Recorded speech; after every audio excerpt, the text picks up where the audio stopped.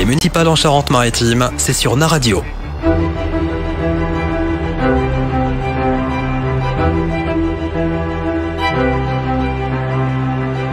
Ce vendredi soir, ils étaient une petite dizaine, salle Amos Barbeau à La Rochelle, à être venus assister à la présentation de la liste Lutte ouvrière emmenée par Antoine Collin. Parmi ces colistiers, on retrouve pas mal de jeunes, des ouvriers, des conducteurs de bus, des auxiliaires de vie et j'en passe. Celui qui se présente pour la 3e fois au municipal a également parlé de son mouvement et de son programme. Depuis quelques mois, le monde du travail relève la tête face à tous les coups qu'il subit de la part du patronat et du gouvernement. Un an après la révolte des Gilets jaunes, maintenant c'est un des plus longs mouvements de grève qu'on ait connu depuis longtemps, mais qui est en fait une partie seulement d'un mouvement plus vaste d'offensive du patronat, de la grande bourgeoisie et du gouvernement pour faire payer la crise au monde du travail.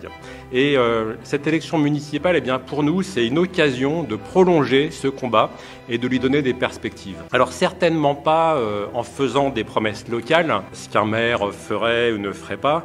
D'abord parce que de toute façon, on sait que c'est pas possible à l'échelle d'une seule commune de changer réellement la vie des travailleurs. D'abord, les communes, comme vous savez, elles ont une marge de manœuvre réduite et même de plus en plus limitée. Au fil des décennies, l'État a transféré de plus en plus de charges financières sur les communes, de plus en plus de dépenses. Les travailleurs, finalement, n'ont pas d'autre choix que de se battre pour défendre leur droit à l'existence. Et ça, eh bien, notre liste va permettre de l'affirmer. Notre liste lutte ouvrière à La Rochelle, comme dans de nombreuses villes, elle permettra d'affirmer que les travailleurs n'ont pas d'autre choix que de se battre et qu'ils refusent de se résigner.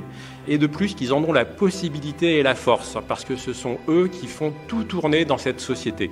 Et ils ne disent pas « votez pour nous et les choses changeront ». Ils affirment au contraire qu'on ne pourra pas enrayer les catastrophes sociales, économiques, écologiques, sans arracher le contrôle des entreprises des mains des capitalistes. Notre campagne militante, je voudrais dire, c'est aussi l'occasion d'aller contre la résignation. Une commune dirigée par un parti ouvrier, eh bien, elle pourrait être un point d'appui pour organiser avec les travailleurs leur combat.